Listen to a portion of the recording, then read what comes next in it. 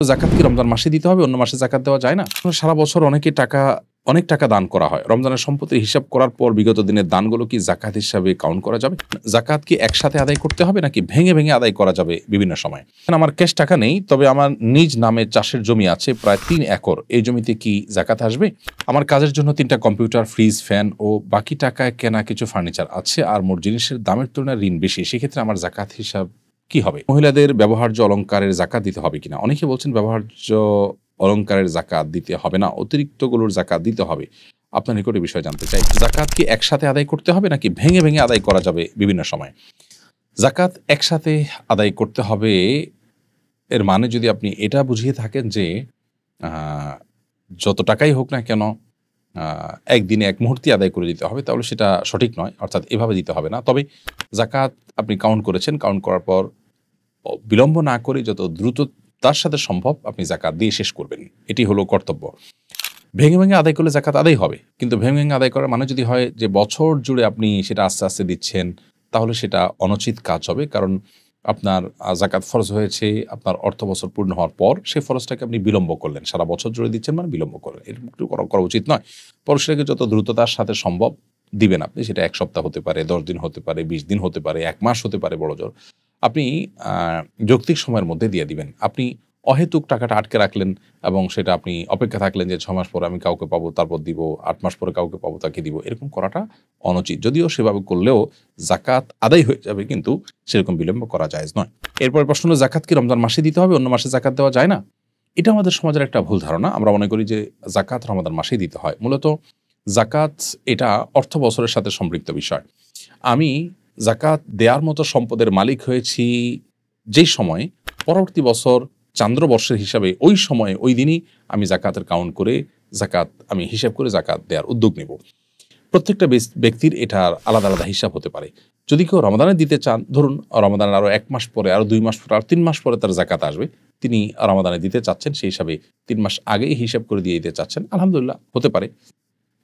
অর্থাৎ কেউ আগে দিতে চাইলে সেটা দেওয়ার সুযোগ আছে। বাট রমাদানেই জাকাত দিতে হবে, ব্যাপারটি সেরকম নয়। আমরা অনেকে মনে করি জাকাত দেওয়ার মাস বোধহয় রমাদান মাস। আমার টাকার মালিক আমি যে মাসেই হই না কেন, হিসাব আমাকে রমাদানেই করতে হবে। এরকমটি মনে করার সুযোগ কিন্তু নেই। এরপরের প্রশ্ন হলো, সারা বছর অনেক টাকা দান করা হয়। রমজানের সম্পত্তির হিসাব করার পর বিগত দিনের দানগুলো কি জাকাত হিসাবে কাউন্ট করা যাবে? না, এটা করা যাবে না। জাকাত হিসাবে আপনি আ কাউন্ট করতে হলে যা দান করছেন ওইটা দানের সময় এটা যে জাকাত হিসাবে দিচ্ছেন সেই নিয়তটা কিন্তু আপনার মধ্যে থাকতে হবে। সেই নিয়ত যদি আপনার মধ্যে না থাকে, তাহলে সেক্ষেত্রে কিন্তু এটা আ জাকাত হিসাবে আপনি গণ্য করতে পারবেন না। আপনি আগে দান করেছেন জেনারেল দান হিসাবে। আপনি দান করেছেন। আ পরবর্তীতে এসে বললেন আমি এটা জাকাত থেকে কাউন্ট করব। এটার সুযোগ নেই। কারণ আপনি দান করার সময় যে নিয়ত করেছেন ওই নিয়তটার উপরেই আ সেটি প্রতিষ্ঠিত হয়ে গেছে। অতএব এটাকে আর পরিবর্তন করার সুযোগ নেই। অতএব আপনি যখন দান করছেন ওই সময়টাতে আপনার জাকাতের নিয়ত ছিল কিনা এটা গুরুত্বপূর্ণ। জাহিদ হাসান আপনি লিখেছেন ইউটিউব চ্যানেলে, আমার কাজের জন্য ৩ টা কম্পিউটার, ফ্রিজ, ফ্যান ও বাকি টাকায় কেনা কিছু ফার্নিচার আছে আর মোট জিনিসের দামের তুলনায় ঋণ বেশি। সেক্ষেত্রে আমার জাকাত হিসাব কি হবে? দেখুন, আপনার কম্পিউটার, ফ্রিজ, ফ্যান এগুলো ফার্নিচার এগুলো সবগুলো আপনার ব্যবহারের আসবাবপত্র। অতএব এগুলো কোনোটাই জাকাত হিসাবে কাউন্ট হবে না। অতএব এগুলোর মূল্য আপনি ধরবেন না। আপনার কাছে নগদ টাকা থাকলে, স্বর্ণরূপা থাকলে, ব্যবসার মালামাল থাকলে সেখানে সেগুলোকে আপনি জাকাতের সম্পদ হিসেবে গণ্য করবেন এবং সেগুলোর জাকাত আপনি দিবেন যদি জাকাতের নেশাব পরিমাণ হয়। নূর ইসলাম আপনি লিখেছেন, আমার ক্যাশ টাকা নেই, তবে আমার নিজ নামে চাষের জমি আছে প্রায় ৩ একর। এই জমিতে কি জাকাত আসবে? ভাই নূর ইসলাম, ক্যাশ টাকা না থাকুক, কিন্তু আপনার নিজের নামে চাষের জমি যদি থাকে, তাহলে সেক্ষেত্রে চাষের জমির ফসলটা যদি আপনার জাকাতের নেশাব পরিমাণ হয়, ২৫ মণ হয় এবং ফসলের উপর জাকাত আসার যে শর্ত সেটি পাওয়া যায়, তাহলে সেক্ষেত্রে সেটার জাকাত আপনি দিবেন, ফসলের জাকাত। আর চাষের যে জমি আছে, জমির মূল্যের উপরে কোনো জাকাত আসবে না। আর যদি জমি থাকে আপনার রিয়েল এস্টেট বিজনেস টাইপ জমি, অর্থাৎ যে জমি আপনি কেনাবেচার কাজ করেন, তাহলে সেটা ব্যবসার পণ্য হিসাবে গণ্য হবে। যেটা কেনা হয়েছে বিক্রি করার উদ্দেশ্যে, সেটা ব্যবসার পণ্য, ব্যবসার মাল হিসেবে ধরা হবে এবং সে ভিত্তিতে তার জাকাত আপনাকে দিতে হবে, তার মূল্যের উপর জাকাত আপনাকে দিতে হবে। এ বিষয়ে আসলে মতপার্থক্য আজকে নতুন নয়। অনেক আগে থেকেই ওলামায়ে কেরামের মধ্যে, ইমামগণের মধ্যে মতপার্থক্য আছে। অনেক ইমামদের মতেই মহিলাদের ব্যবহারের যে স্বর্ণ আছে সেগুলোর জাকাত দিতে হবে না। যেগুলো ব্যবহারের জন্য নয় সেগুলোর জাকাত দিতে হবে। যদিও হানাফি মাযহাবের ফতোয়া হলো যে ব্যবহার্য স্বর্ণের জাকাত দিতে হবে।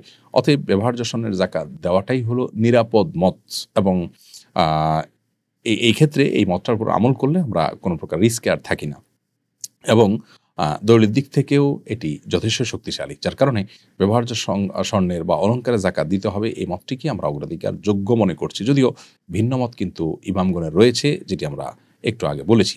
আমরা কেউ ইমামগণের মত পার্থক্য আছে সেটা জেনে তার সুবিধাটা গ্রহণ করব না, বরং দলিলের ধার বিবেচনা করার মতো ক্ষমতা থাকলে সেরকম ব্যক্তি হলে তিনি তো দলিলের ধার বিবেচনা করতে পারেন। আর অন্যথায় আমরা এই সমস্ত ক্ষেত্রে অন্তত নিজের নফস বা প্রবৃত্তির পূজা যেন না করি, অর্থাৎ সুবিধা গ্রহণের মানসিকতা যেন না থাকে, সেটি আমাদেরকে মাথায় রাখতে হবে।